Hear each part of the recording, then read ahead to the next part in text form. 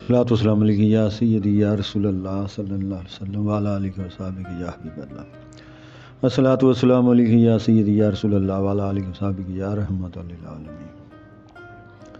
بسم اللہ شریف، اللہم صلی علی سیدنا محمد وعلی آلہ سیدنا محمد وبارک وسلم۔ آج کا جو بیان ہے حضور سید دو جہاں صلی اللہ علیہ وسلم کے ہجرت کے وقت کا بیان کریں گے کہ سب تعریفیں اللہ تعالیٰ کے لیے ہیں جس نے مجھے پیدا کیا جب کہ میں کوئی شے نہ تھا۔ حضور فرما رہے ہیں سب تعریفیں اللہ تعالیٰ کے لیے ہیں جس نے مجھے پیدا کیا جب کہ میں کوئی شے نہ تھا۔ اے اللہ، دنیا کی ہولناکیوں، زمانہ کی تباہ کاریوں، شب و روز کے مصائب برداشت کرنے پر میری مدد فرما۔ اے اللہ پاک، میرے سفر میں تو میرا ساتھی رہو اور میرے اہل و عیال میں تو میرا قائم مقام ہو، اور جو رزق تو نے مجھے دیا ہے اس میں میرے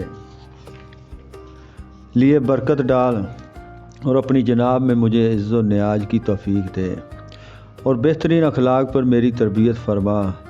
اے میرے رب، مجھے اپنا محبوب بنا لے اور مجھے لوگوں کے حوالے نہ کر، اور کمزوروں کے پروردگار تو میرا بھی پروردگار ہے۔ اے کمزوروں کے پروردگار، تو میرا بھی پروردگار ہے۔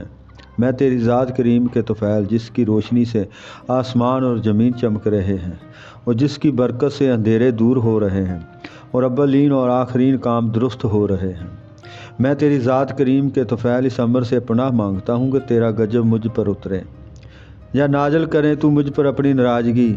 میں تیری پناہ مانگتا ہوں اس سے کہ تیری نعمت زائل ہو جائے اور تیرا غضب اچانک اتر پڑے اور تیری سلامتی کا رخ مجھ سے پھر جائے۔ تیری رضا میرے نزدیک ہر چیز سے بہتر ہے۔ میرے پاس کوئی طاقت نہیں، کوئی قوت نہیں بجز تیرے۔ اس ثنا میں کاشانہ نبوت کا محاصرہ کرنے والے قریشی نوجوان کھڑے پہرا دیتے رہے، جہاں تک کہ ایک آدمی ان کے پاس سے گزرا اور اس نے ان سے پوچھا کہ جہاں کھڑے کیا کر رہے ہو؟ انہوں نے بتایا کہ ہم اپنی قوم کے طے شدہ منصوبہ کو عملی جامعہ پہنانے کے لیے جہاں کھڑے ہیں۔ جو ہی وہ قدم باہر رکھیں گے، ہماری تلواریں جگبار کی بجلی کی صورت سے ان پر کوندیں گی اور ان کے پرخچے اڑ جائیں گے۔ اس شخص نے کہا، تمہارا کھانا خراب ہو، وہ تو کافی عرصہ سے پہلے تمہارے حصار سے نکل کر چلے گئے ہیں اور جاتے ہوئے تمہارے سروں پر مٹی ڈالتے گئے ہیں۔ انہوں نے جھٹ اپنے ہاتھ اپنے سر کے بالوں کو ٹٹولنے کے لیے بلند کیے تو ان کی انگلیاں خاک آلود اور ہو کر واپس ہوئیں۔ وہ بنچا ہو کر رہ گئے لیکن انہوں نے اس شخص کی اس بات کو تسلیم نہ کیا۔ انہیں سامنے حضور کا بستر نظر آ رہا تھا، اس پر حضور کی سبز چادر میں لپٹا ہوا کوئی شخص سو رہا تھا۔ انہوں نے یقین کر لیا کہ وہ آپ ہی ہیں۔ انہوں نے سوچا کہ جس طرح چوکنا ہو کر وہ پہرا دیتے رہے ہیں، چڑیا بھی یہاں پھٹک نہیں سکتی۔ یہ کیسے ہو سکتا ہے کہ ہم جیسے ہوشیار و چلاک نوجوانوں کے نرگے سے وہ نکل گئے ہوں؟ ان کو کانوں کان خبر نہ ہوئی۔ وہ یقیناً یہ شخص جھوٹ کہتا ہے، شاید ہمیں دھوکہ دینے کی یہ کوئی چال ہو کہ ہم جہاں سے تتر بتر ہو جائیں اور وہ موقع پا کر جہاں سے نکل جائیں۔ انہوں نے یہی فیصلہ کیا۔ وہ اس محاذ پر ڈٹے رہے، چنانچہ وہ صبح تک وہاں ہی چاق و چوبند کھڑے پہرا دیتے رہے۔ صبح صادق طلوع ہوئی تو سونے والا سبز چادر سمیٹتے ہوئے اٹھ کھڑا ہوا، تو یہ تو علی ہے، محمد کہاں گئے صلی اللہ علیہ وسلم۔ ان پر منو پانی پڑ گیا۔ اس آدمی نے واقعہ سچ کہا تھا۔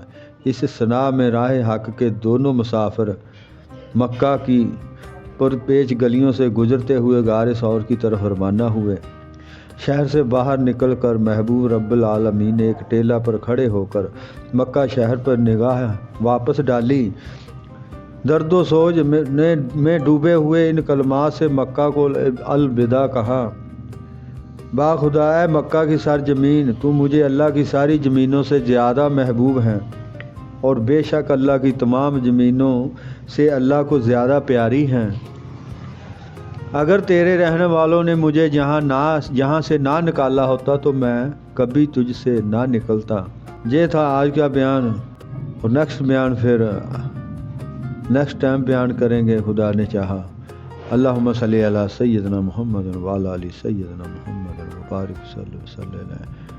خدا ساری امت مسلمہ پہ اپنا رحم فرمائے اور ایمان کامل نصیب فرمائے۔ خدا ساڈیاں تمام لکشاں بھی معاف فرمائے، آمین ثم آمین۔